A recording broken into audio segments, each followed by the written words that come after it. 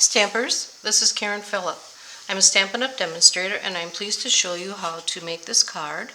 And we will be using the Abundant Beauty Mass to get this ombre effect. And I got this idea from Joy Bourget and then also the flowers. So let's get started. We have these Abundant Beauty Mass and they come for the flower. They come numbered 1, 2, 3, 4. For my purposes and everybody else's, I did mark them on what colors for these two because it's opposite of what you would think. Number 2 are the leaves and number 1 are the flowers. I have taken a Sharpie, these are come clear, and I took a Sharpie and I just colored it and then wiped it off with a little rubbing alcohol so that I can see the numbers. This one also has a little dot up here. I was able to pre-cut my flower because I have a brother machine and I'm not a big fussy cutter, so I figured out a way to do that. And so we have the cut flowers, and this is so you can line it up easier. But normally you do all 3 flowers at once.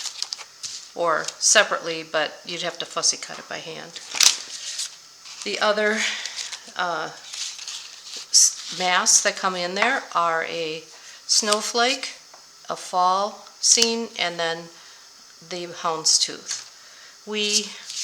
There is another video that I have made on how to emboss 3D dry embossing with the mass.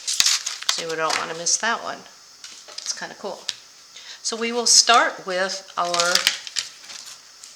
houndstooth and get that kit.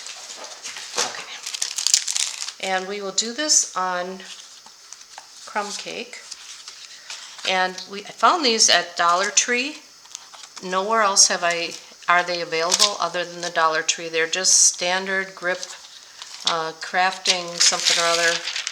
And of course they're $1. Well, actually $1.25 because everything went up. But it has a little sticky mat, so I just found it easier to put on, and you could tape and all of that, but this just works kind of cool for $1. All right, so I'm just putting it on my sheet. Doesn't have to be straight. Some people were funny about it, but this part does have to be straight. I did put a mark on the front of it. Thought I did. Okay, so okay, I'm lining this up, and this sometimes sticks, sometimes it doesn't. And then I'm going to start with the darkest to the lightest. I'm using Blackberry Bliss, Berry Burst, and what's the other one? Flirty Flamingo. So I'll get those out. We'll start with the blackberry.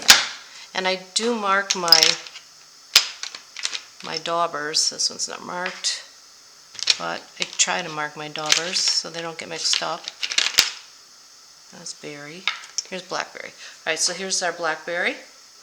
I'm going to hold this down and simply go in a circular motion. If you get into the next color, it's okay because it will blend. If you get any ink on here, it just comes off with the little wipe. And I'm not tapping it, I'm sort of like rubbing it in. Some people they feel they need to tap it, but that really isn't as effective as giving a little bit of, I don't want to say elbow grease, but make sure that it gets in the little grooves here. Okay. Next, I will use the Berry Burst. Do the same thing. The next 2. And again, you want to try not to go too far over on the right side of it.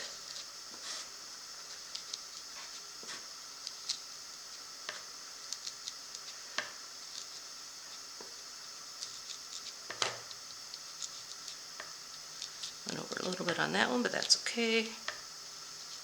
Okay, and then the last one will be the coral, or the Flirty Flamingo. I think that's this one.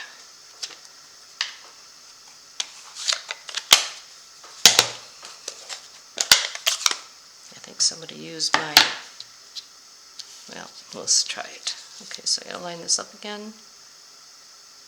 You just don't want to put a darker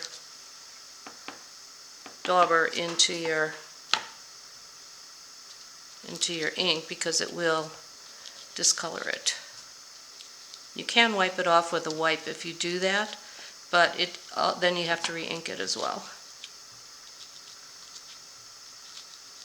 Okay, sorry it's taking so long. Okay. And then when you peel off your mask, you have those three colors. I rinse this off under the faucet, much cleaner than doing it with the wipes. Now when you peel this off of here, some people are like ripping it off and it gets all curly. If you just kind of stick your hand under it, it seems to work better.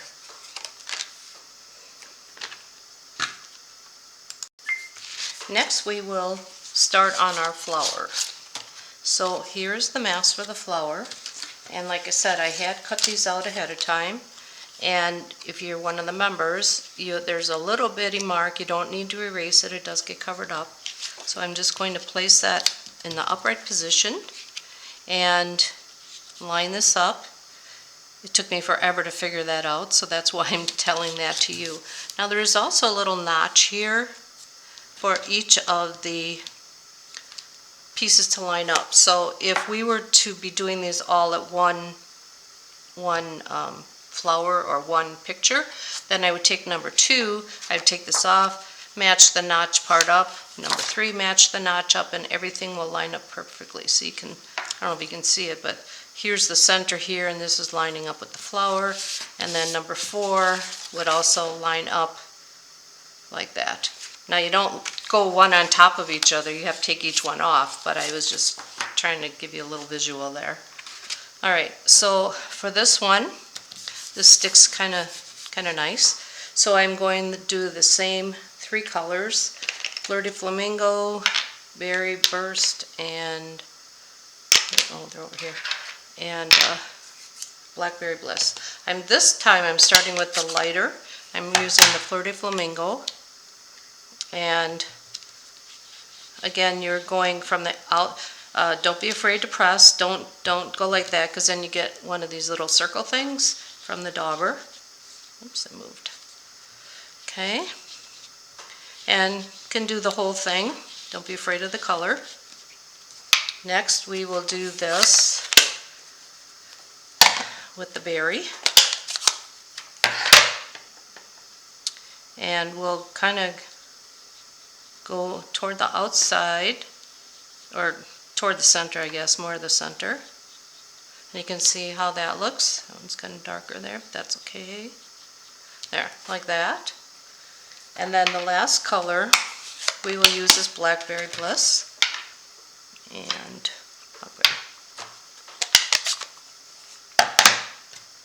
And don't be afraid to hit your center that's closed in, so you won't be affecting your flower at all. I know some people are a little afraid of it. So you can see how rich that looks now. And that's it for the flower. Again, taking it off, I'll just run this underwater. Next, we will do the center of it. And that one, it's number 3 and number 4. So number 3 is copper. I'm using copper, let's put it that way. I'm using copper. And copper clay, actually. Here's that. And if I had the little notch up here, well, if I was lining it all up, I would put a little mark there so that it goes exactly where the other one went, which is what I'm, there we go. And then the placement will be perfect. And again, don't be afraid to give it some color. Circular motions work best, otherwise you get sort of shmeary marks. Last color for this is Early Espresso. Remove this, and then we will use number 4, and I have it marked as Espresso. Again, I would line it up with my little notch. I could mark it on here, I should have. And this will be like right there. And now I'm using Early Espresso. So it's kind of backwards of how intuitively you would think this would be. You would think these dots would be in the lighter color, but they come through the other side. So that's why I mark it, because it's kind of opposite of what I would think it would be. Just a little helper. And this will all come off with rubbing alcohol, so you don't need to worry about ruining it at all. Alright, so now we have our flower, so pretty. And then we'll take that off, kind of bend it, and it comes right off. Okay, next we will do the leaves. In the packet, there's a little strip of mossy meadow, and we'll take mask number 2, and we're going to just do 3 of them of the big leaf. Mossy meadow. Let's see. This one's really not going to be shaded, so I'm just putting the color on it. I'm doing 3 of them.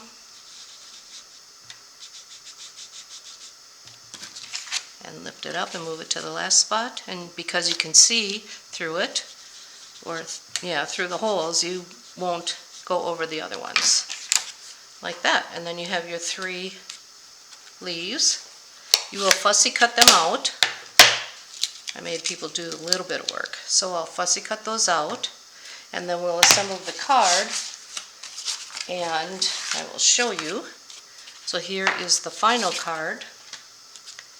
And I just pop this flower up, which would be this one. Just pop it up, put it on there. And then the leaves are flat. I put 3 of them on. And I did a sentiment from the Go-To Greetings and added a couple of gems. So that's it for this technique. Very pretty, quite easy. And for your sample, you can just do it right on your little sheet. So thanks for watching, and have a great day.